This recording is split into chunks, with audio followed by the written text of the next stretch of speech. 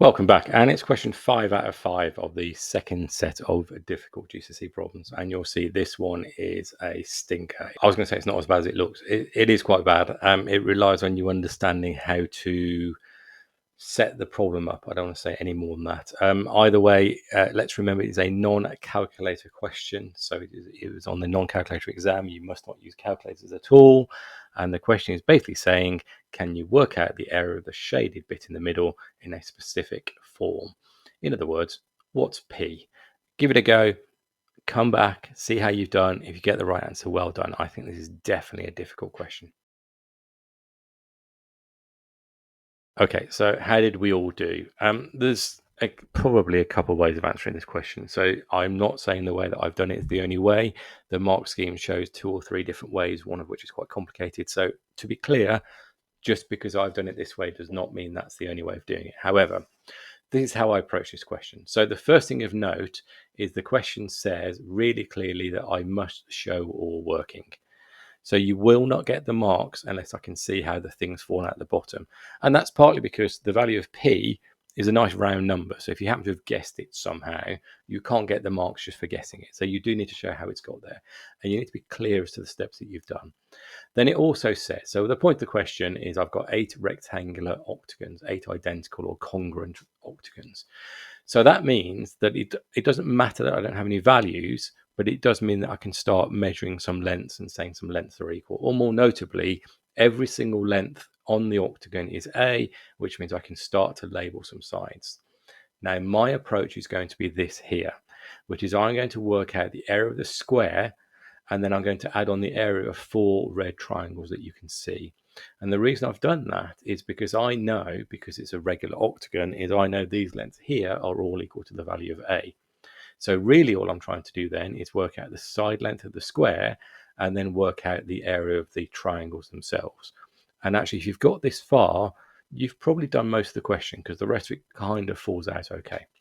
All right, so let's look at what I'm trying to do again. So I need the area of the square, which means I need this length here, or I need the side of the square, is basically what I'm trying to say. Now, if you look at what I've got, I know that that is A, and I know this is A here. I still need to know this length here, which isn't going to be just a single value of A.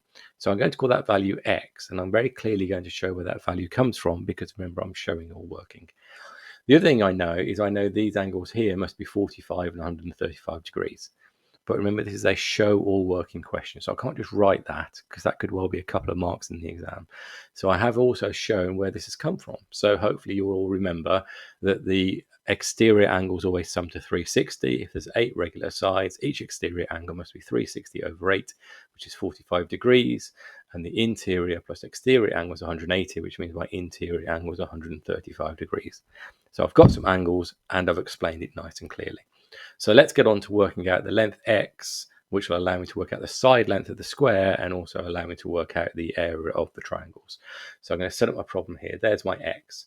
Now, it's maybe not massively obvious, but if I draw a line down here, you can see, hopefully, that these two here, as I put in the diagram, are both exterior angles. So they're both 45 degrees, which means that this is a right angle triangle. And if it's a right angle triangle, it's therefore very easy to work out what x is. So x using Pythagoras is a squared plus a squared square rooted, which is going to be a squared plus a squared square rooted root 2 of a squared square rooted. In other words, it's going to be root 2 of a. Crucially, what have I now done? There's a couple of steps there. Firstly, I know that these are right angle triangles. I also have worked out the green line. I've worked out the side length of the square. So now it's just pulling it all together. So the side of the square is going to be, in this case, the green line is going to be a plus x plus a, which is going to be a plus root 2a plus a, which I can write generally as a root 2 plus 2. Now that's important because now I can start to see the answer, albeit I'm nowhere near the answer. I can start to see the answer appearing, which makes me feel a little bit better. Also means I can work out the area of the square itself. So the area of the square is going to be the side squared. So that's going to be a squared plus root 2 plus 2, all squared. Okay, So remember what I've got. I've got a triangle, which I know is right angled, so I can work out the area of that easily. I've got a square where I've worked out the area of a square. So let's pull it all together. I'm going to move to the next page to make it slightly cleaner, so I'm not squishing it all in. So just where have I got to? This is where I've got to so far. That means I can write down the area of each triangle. Now you'll remember these are right angle triangles. The area of a triangle is a half height times base. I have 4 triangles, so therefore it's going to be 4 times a half height times base, which is 4 times a half times a times a. In other words, it's going to be 2a squared. So I've got the area of the 4 triangles. I've got the area of the square. I just need to put them all together.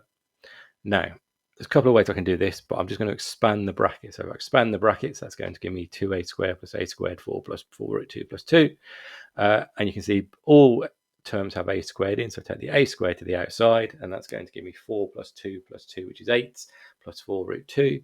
Now, look at the question. The question wants it in a very specific 2 plus root 2 inside the bracket.